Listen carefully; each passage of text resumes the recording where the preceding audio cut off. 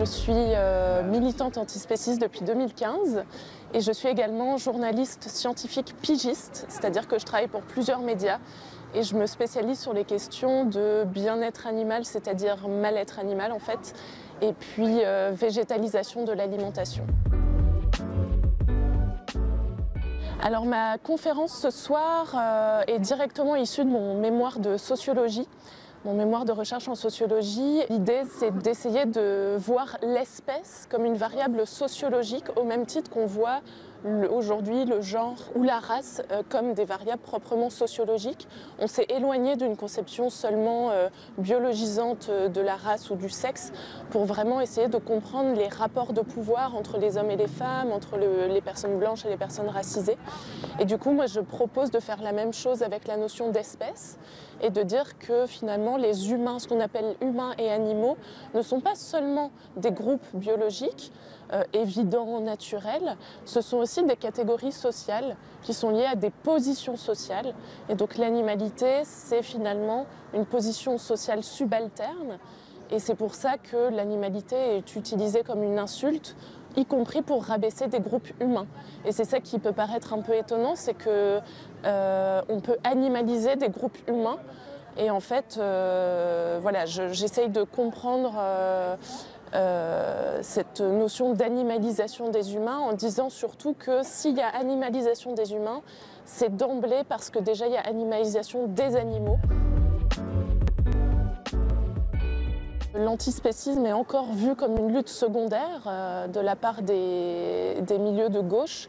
Et puis surtout, dans ces milieux de gauche, on entend souvent une rhétorique humaniste, dans le sens où le fait d'être humain, c'est comme si c'était vraiment la caractéristique principale, la plus importante pour définir qui fait partie de la communauté des gens qui comptent moralement.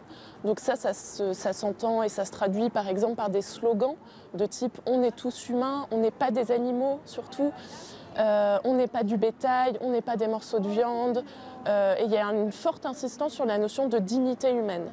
Et donc on voit bien que les milieux de gauche sont souvent des milieux humanistes, mais qui se perçoivent pas forcément comme tels, ou en tout cas c'est une telle évidence que c'est pas quelque chose qui va être questionné, ça va être une norme partagée. Et quand le milieu animaliste arrive avec ses revendications anti-humanistes, au sens de critique du suprémacisme humain, ça vient vraiment perturber les réflexes humanistes de la gauche, et notamment des milieux féministes, antiracistes, etc. Et c'est pour ça que je pense que le milieu antispéciste dérange. Mais je pense que c'est nécessaire de déranger parce qu'on vient apporter une réflexion complémentaire sur les rapports de pouvoir, à savoir que les animaux sont victimes du spécisme et qu'ils sont victimes de l'exploitation animale et que ce sont des violences qui doivent être dénoncées au même titre que les violences raciales ou les violences patriarcales.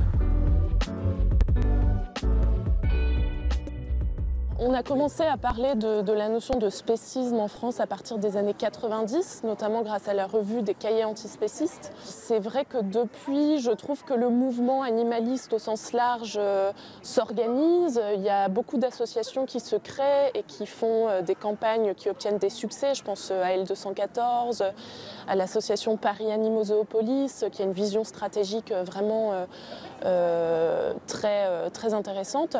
Il y a maintenant des associations de lobbying politiques qui vont vraiment essayer de créer du lien entre les organisations animalistes et les parlementaires ou les élus à tout niveau pour faire avancer concrètement la loi en faveur de la cause animale.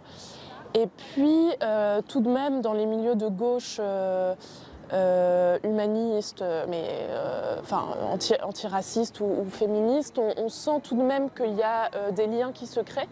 Pour donner un exemple récent, je peux penser à Kawtar Archi, qui est une sociologue et écrivaine française qui a beaucoup théorisé la question du racisme et qui commence à parler de plus en plus de la question animale et des liens entre race et espèce, et des liens entre l'animalisation des animaux et l'animalisation des personnes racisées. Donc on commence à avoir de plus en plus d'alliés Et des ponts sont faits, des ponts théoriques, mais aussi des ponts concrets, des ponts militants sont faits entre les mouvements antispécistes et le reste de la gauche.